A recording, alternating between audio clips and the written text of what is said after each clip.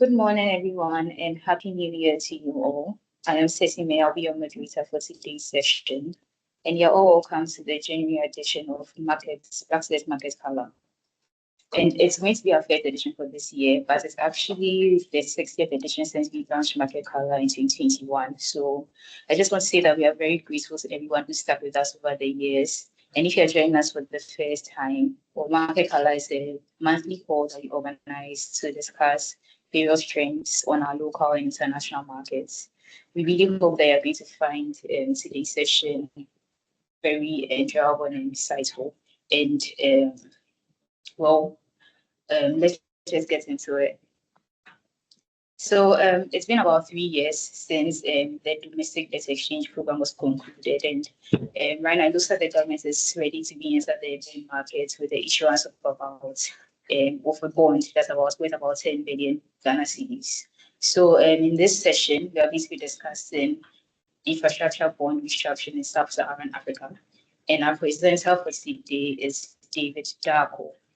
And David is an analyst on our analytics, research, and insights desk.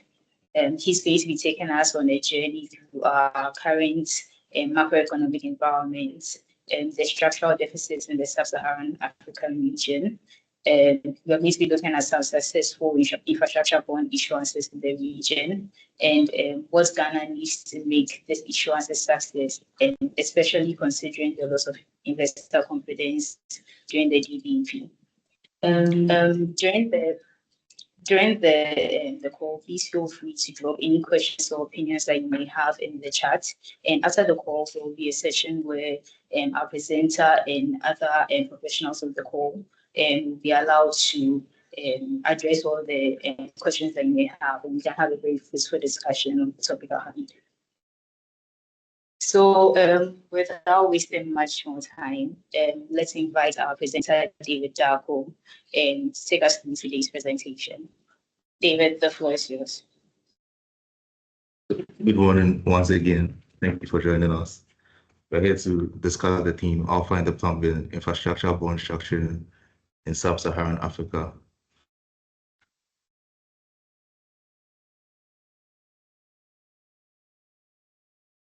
So the discussion will have these main topics: the macro backdrop, economic context of the ground we are in Ghana, the structural deficits across the continent, the blueprints and lessons we can learn from similar economies in the continent, and a comparative analysis with similar economies as well, and recommendations for the way forward with the issuance of Ghana's infrastructure bond. So to the macro backdrop. So in 2025, we could see that aggressive discipline created stability, and now we expect a pivot to growth. So we start with headline success. December 2025 inflation hit 5.4%, well below the target bandwidth of 6 to 10%.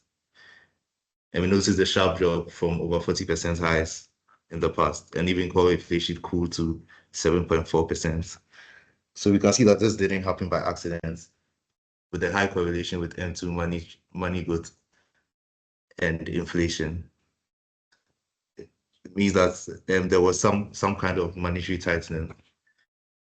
And we see evidence of this in the Bank of Ghana auction trend, 2024 versus 2025, where the Bank of Ghana in 2025 mobbed up about 400 billion Ghana cedis from the market, almost triple what was mobbed up in 2024. And this tightening paid off, as we could see in the previous slide, with tightening inflation. But it also led to private sector credits being a little tightened.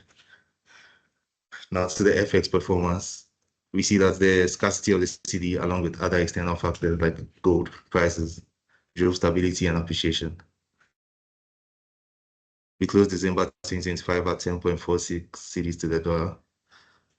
So now, because inflation is tamed, then we expect the BOG to relax aggressive mop-ups. This will release liquidity to the private sector, especially e-commerce and consumption sectors, which would slightly elevate inflation, as seen in our forecast, which are 50 basis points above competitors, above consensus. And also seen in the increased GDP growth rates of 5.9%. Now to the structural deficits. Since the monetary crisis is relatively more stable now, the infrastructure gap becomes critical now. Looking at the capital intensity map, heat map, we see that lighter zones like Ghana need to catch up to similar economies in Africa, like Tanzania, because the sub 10% means a sub 10% rate means we are barely maintaining what we have and are not adequately building for the future. So it is wise for the sovereign to come to markets to bridge this gap. And the 10 billion infrastructure bond is necessary for this catch-up effect. So now what's an infrastructure bond and how does it distinguish from general bonds? Now the core distinction comes from the fact that general bonds normally fund the budget whole, while infrastructure bonds fund specific assets and are tied to these specific assets and their expected cash flow to pay back investors. So a true infrastructure bond will have strict ring fencing mechanism where, for instance, a road asset generates cash in tolls or levies, and that cash is held in an escrow or trustee account, and the debt service is first priority before the residual goes to the government treasury. So what does a successful bond structure look like, infrastructure bond structure look like? And we can look at the Kenyan model. So Kenya's recent infrastructure bonds were massive hits, jumbo bond issuances in March 2023 and February 2024, all oversubscribed with an open 412% in the February 2024 infrastructure bond. Now looking at the economic context of this, we see that for the February 2024 infrastructure bond particularly, the real yields were higher than expected, and it was also a shorter tenor, which was more attractive to institutional investors and foreign capital as well.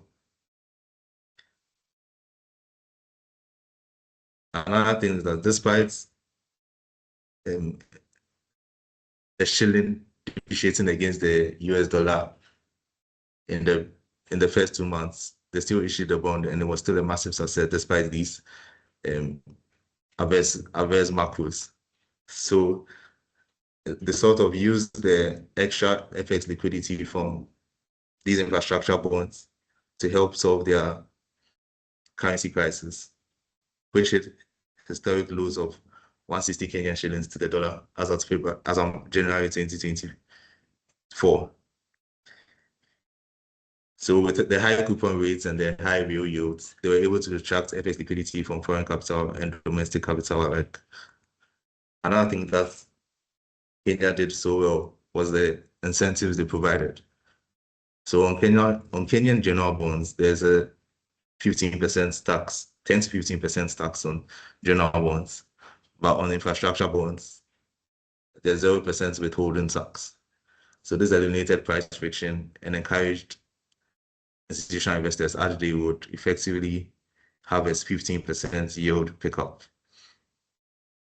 Another thing that's usually under the radar is their partial redemptions or amortization. So with Kenyan IFBs, for a 10-year tenure, for instance, in 3 years, they can redeem 20% of the principal paid to the investors. The next 3 years, they could do for another 20%. And then in the next 4 years, until maturity, they pay the remainder. So this was especially attractive to investors like banks and foreign investors as well. And this translated into the infrastructure bonds effectively acting as liquidity anchors in the fixed income market in Kenya, because they consistently capture 40 to 60% of total NSE bond turnover, because it's easy to churn liquidity from this as everyone is attracted to it. So Kenya effectively proves that you don't need perfect macros. You don't need the most perfect macros to issue infrastructure bonds. High yield, especially high real yields and clear incentives in tax relief and amortizations or partial redemptions are significant to both local and foreign investors and do well to attract them. Now to Nigeria. In 2017, Nigeria issued the Sukuk bond. So the Nigerian Sukuk infrastructure bond is a government-issued Sharia-compliant financing instrument used to fund the construction and rehabilitation of public infrastructure, such as roads and bridges across Nigeria. So when Nigeria launched Sukuk, there was high inflation, 15+% inflation, and fiscal gaps, almost mirroring Ghana's post-DDP recovery. Despite this, we see high subscription rates on all the bonds issued across the various series. In Series 1, Series 2, Series 3, Series 4, Series 5, Series 6, they all were oversubscribed. And why was this the case? Why the institutions trust this despite the bad macros and seeming distrust in government? So here too, we see that even with inflation soaring, the bonds were still oversubscribed. And the reason for this, I believe, is the tight ring fencing mechanism as I discussed earlier. So the federal government of Nigeria transferred their road assets to an independent SPV to act as trustees. So the FGN Road Sukuk who held these assets as independent entities. And then when investors buy this bond, the bond is issued, they are issued a certificate of ownership from these SPVs, and contractors are paid directly from the money accrued in these issuances. In turn, the investors are paid from the tolls and levies generated from these assets. And that's how they got investors to buy into these infrastructure bonds. Now back to Ghana.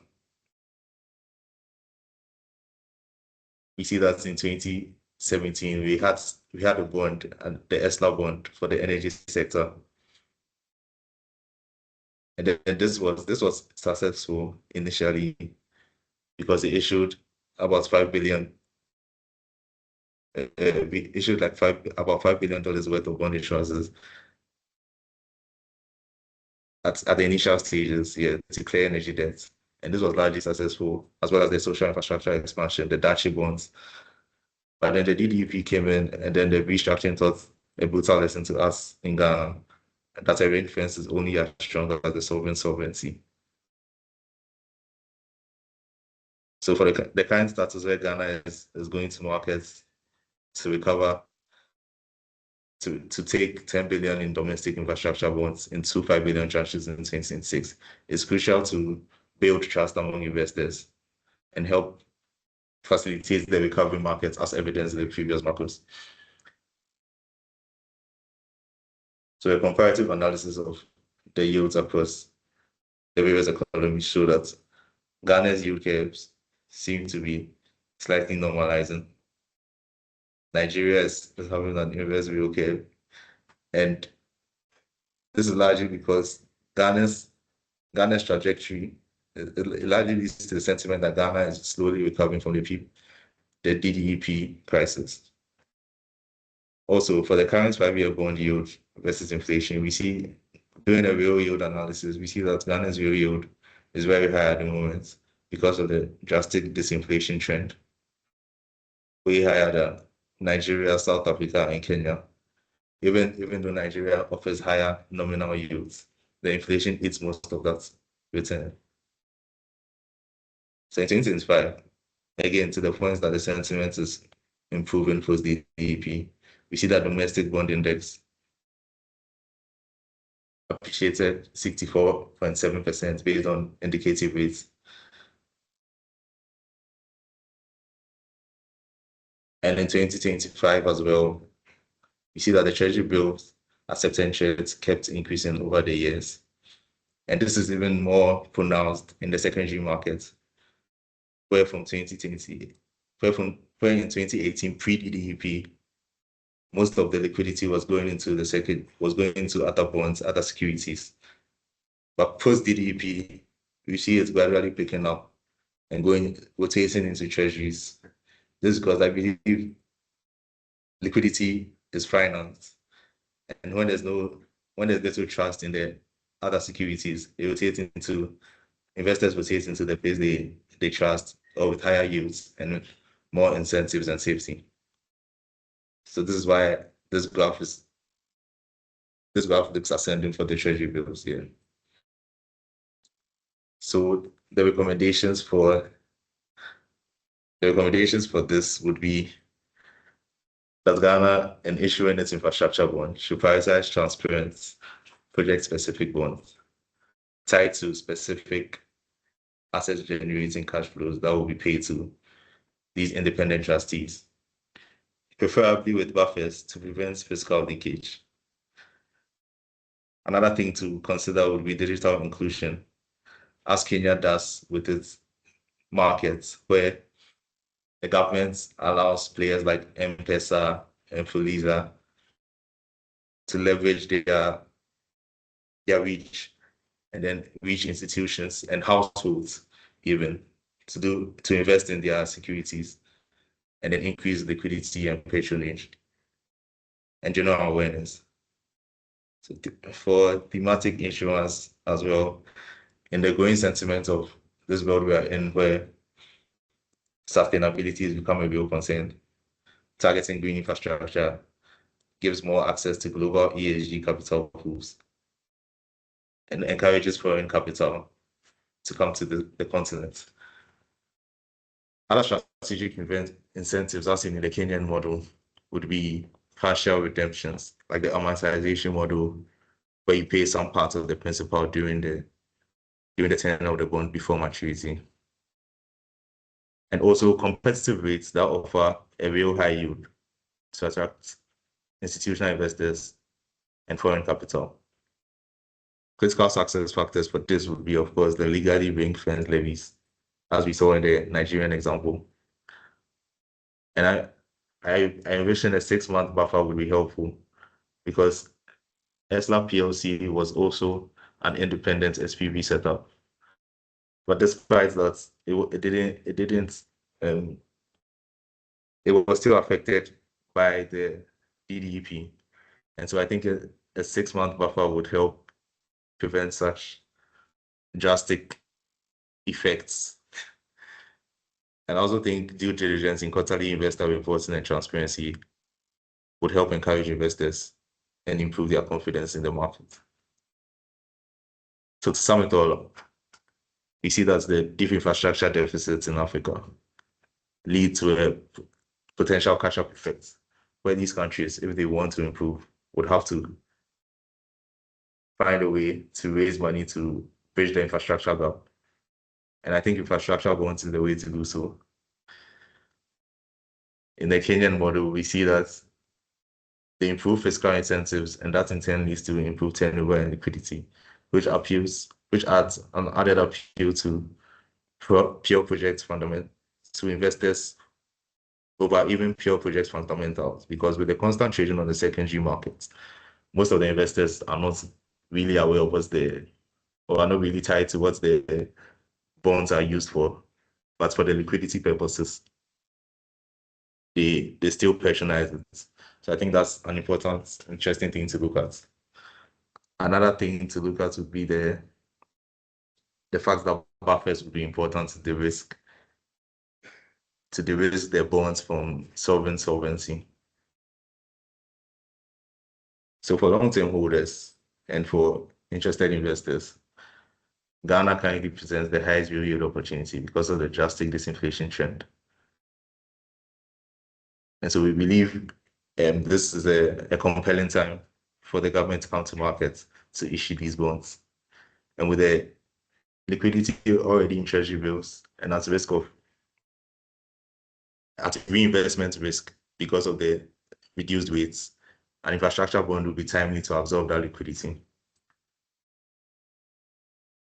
So Blackstar can facilitate trade across all markets mentioned, including Kenya, South Africa, Nigeria, and so on.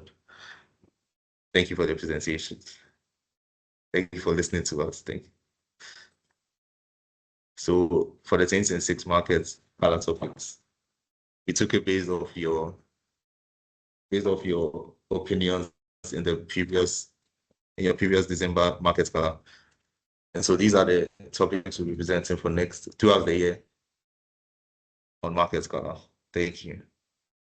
So this year, as David said, we have a whole range of topics that we're going to be discussing on our call, our weekly call. The Market Scholar Call is held every Tuesday of the month.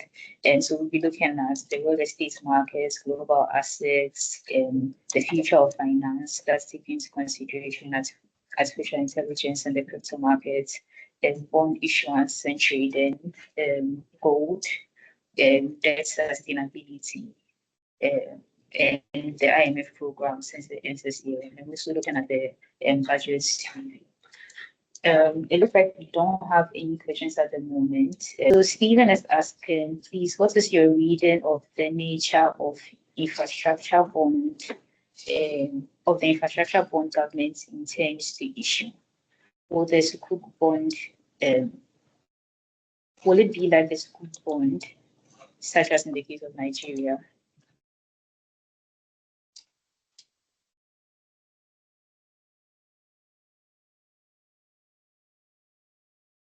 They're asking if the infrastructure bond that our government intends to issue this year will be like the Sukuk bond, and that was issued by the Nigerian government.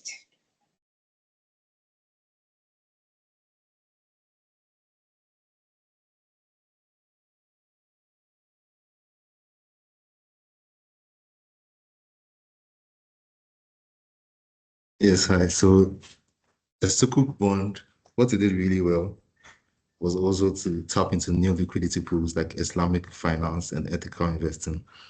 But with the lack of explicit detail from the government yet, we I cannot say specifically that it will look like that.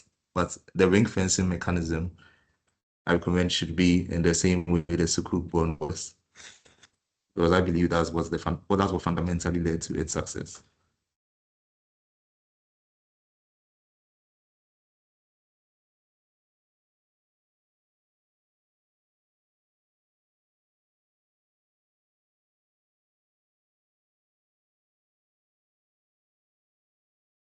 Hey, David, thank you for your response. Stephen, I hope your question was answered to your satisfaction. Do we have any more questions before the polls are launched?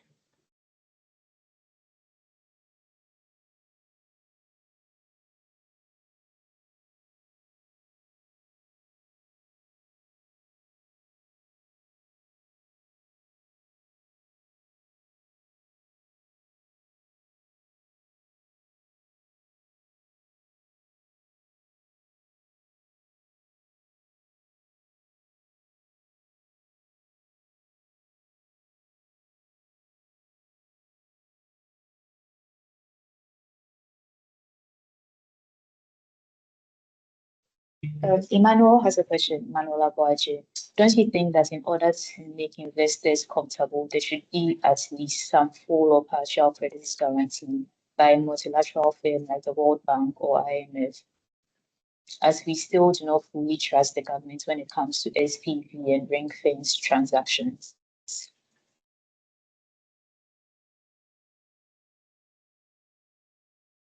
Hi, Emmanuel. Yeah, that's a good question. So I considered that as well, but I realized that for the government to get a credit guarantee from multilateral firms like the World Bank and IMF, it will take a lot of time and some guarantees the government might not be willing to do because we've already gotten the sense that the government would love to raise in-house rather than involving external players with their own sort of guarantees and conditions, right? So as seen in the Kenyan model where they organically attracted foreign investors with the bond structure and issuance like terms in terms of the coupon rates and so on. I believe that would still be a compelling thing despite the distrust felt in DDEP because we've seen recovering trust in the bond market, 64% growth in the last year of the index. That just shows that investors are increasingly more confident in it. And with the excess liquidity and rates down, I think competitive yields and more fiscal incentives will do a good job in attracting local and foreign capital as well. So in an ideal world, yes, if there was no extra conditions tied to that or delayed or bureaucracy tied to that. But I think in order to be more effective and like represent what the government has already expressed, looking at the local market and trying to organically target said investors would be more helpful. I hope that answers your question well.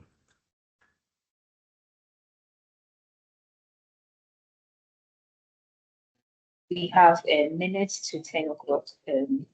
But I just want to say thank you all for joining today's edition of the Market Color. I don't believe that we have any more questions that we may have missed. If you have a question, this is your last chance to ask. You can raise your hand and put in the chat.